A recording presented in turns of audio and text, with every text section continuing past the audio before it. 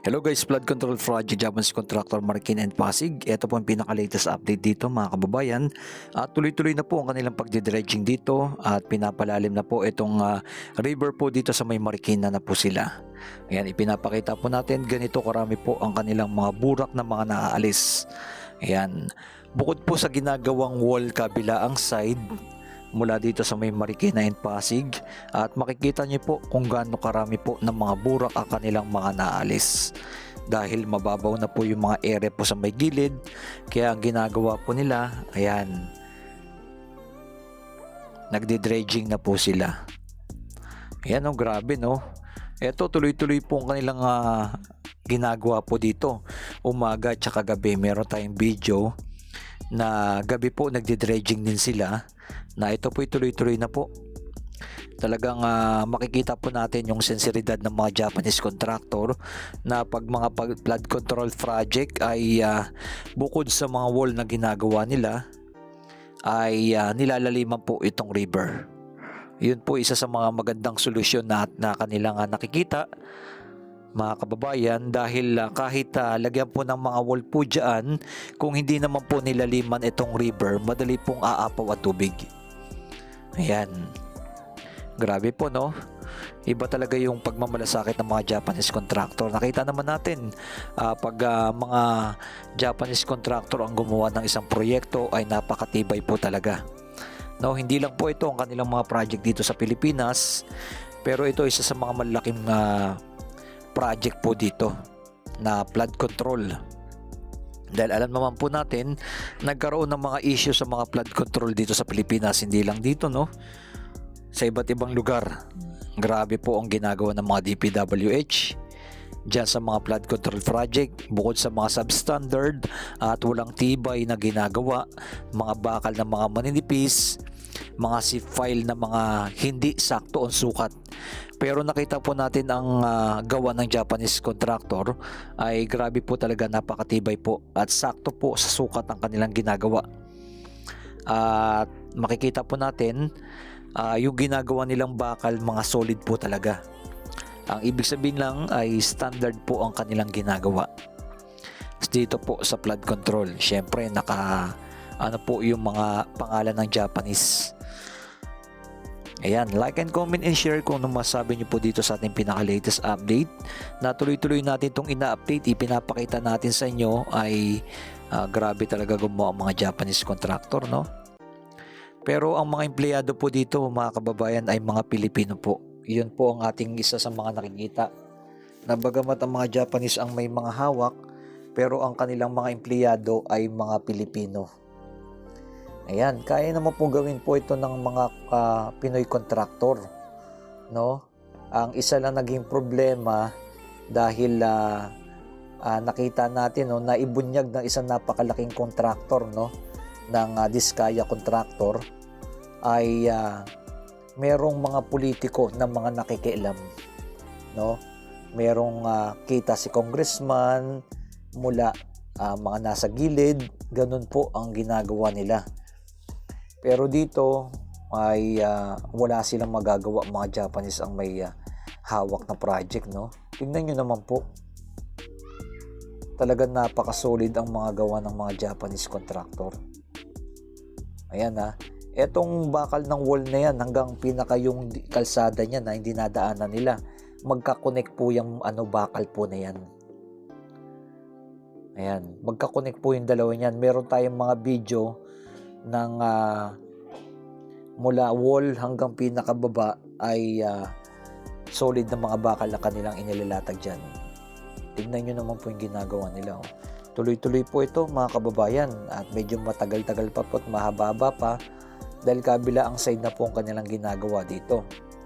Pero nakikita naman po natin talagang pulido gumawa ang mga Japanese contractor at lagi nilang minomonitor yan. Ayan kitang-kita nyo po kabila ang side. Ito na po yung papuntang Santolan, Pasig na po mga kababayan. At makikita nyo yan napuno na po na isa na to, ayan ng mga burak ang kanilang mga naipon. Dami no. Yan yung mga burak na yan.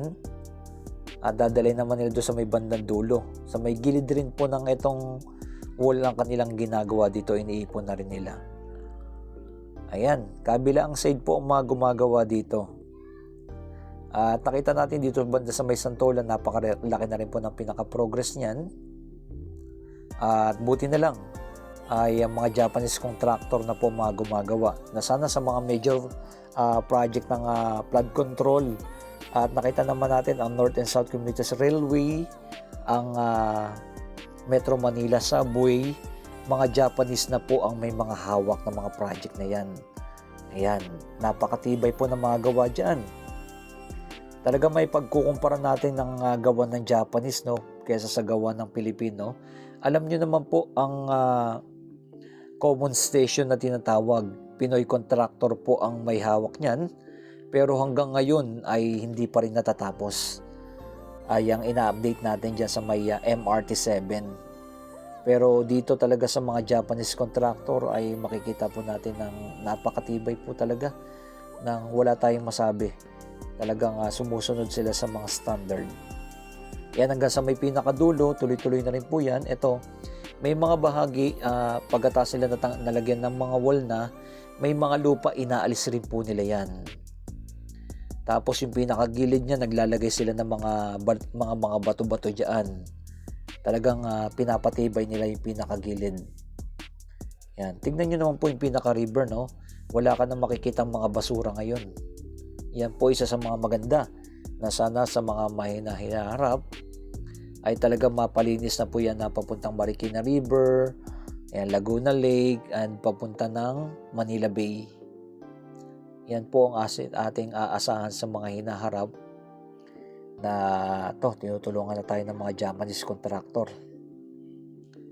Ipinapakita lang po nila na ganito yung tamang gawin ng mga Pinoy contractor sana. Na para, diba, nakita nyo naman po yung nakaraan na bagyo. Sa Iligan, mayroong mga pinaka-wall doon. Wala, talagang lupa lang. Grabe, no?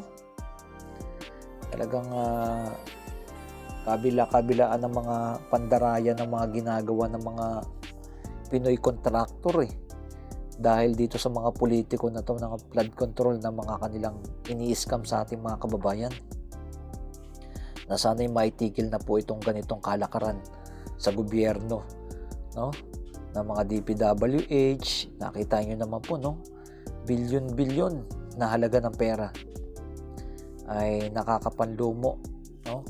Kaya pala mas lalong naghihirap ang ating mga kababayan dahil sa mga ganitong mga politiko na mga inuuna lang yung kanilang mga pansariling. Pinapabayaan yung mga project. Ayan, comment nyo na below guys kung ano masabi nyo po dito sa ginagawa ng mga Japanese contractor. Dito na po, papunta na po ito sa may SM Marikina. Ayan, dire-diretso sa may pinakadulo, tuloy-tuloy po yung kanilang mga ginagawa dyan. Yan ang ating pinaka-latest update natin dito sa flood control. Nakakaiba po na gumagawa ang mga Japanese contractor. Yan, mapagkukumpara natin yung Pinoy contractor at ang mga Japanese contractor kung paano ang ginagawa ng mga Pinoy contractor versus Japanese contractor. Ayan. Ikaw na po bahala, i-comment nyo na below kung anong masabi nyo po